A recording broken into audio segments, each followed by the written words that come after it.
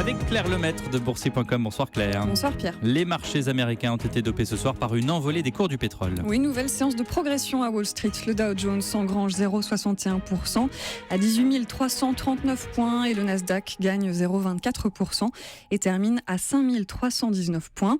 Les pays exportateurs de pétrole réunis à Alger auraient décroché un accord ce soir selon les agences de presse. Un accord pour limiter leur production et soutenir les prix. De quoi accélérer la hausse des cours du brut avec un baril WTI qui bondit de 5,3% à $47. Dans son sillage, le titre ExxonMobil s'envole de 4,5%, celui de Chevron de 3,2%. En hausse également BlackBerry qui grimpe de 3,2% après la publication de ses comptes. Le groupe canadien a décidé d'externaliser la conception et le développement de ses produits, y compris ses smartphones dont les ventes se sont effondrées depuis 2007. La séance a été nettement plus compliquée pour le secteur des biens de consommation.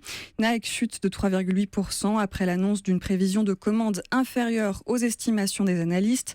Coca-Cola perd 1,1%, McDonald's moins 1,5%. Et puis du côté des devises, l'euro est stable ce soir face au billet vert et s'échange contre $1,1215. Et le marché parisien met fin ce soir à une série de 3 séances de baisse. Avec un CAC 40 qui gagne ce soir 0,77% à 4 432 points. Le secteur bancaire reprend des couleurs dans le sillage de la Deutsche Bank, dont le titre a gagné 2% à Francfort, même si les investisseurs restent très prudents sur la solidité de l'établissement. Crédit Agricole s'adjuge 1,9% ce soir, Société Générale plus 1,1%, avec BNP Paribas plus 0,9%. Les valeurs automobiles ont été recherchées à la veille de l'ouverture à la presse du Mondial de l'automobile. Ça se passe à Paris. Peugeot gagne 2,7%, Renault et Michelin plus 1,9%, l'équipementier Valeo plus 1,8%. Et puis Solocal a présenté de nouvelles modalités de restructuration financière.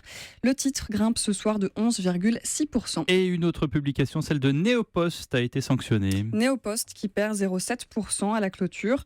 Le fournisseur de solutions de traitement du courrier a déçu avec ses comptes. Europcar est plombé par les commentaires mitigés de son concurrent américain Avis, dont les ventes ont été décevantes cet été en Europe. Et sur le CAC 40, Unibail-Rodamco perd 0,2%, Pernod Ricard moins 0,3% et Klépierre moins 0,4%. Ailleurs en Europe, c'est la hausse qui l'emporte ce soir avec une hausse de 0,7% pour le DAX à Francfort et de 0,6% pour Londres. Milan, Zurich et Amsterdam gagnent 0,5%. Madrid et Bruxelles plus 0,6%. Et puis je vous redonne le CAC 40. Il reprend ce soir 0,77% à 4 432 points. Merci Claire Lemaître de Boursier.com.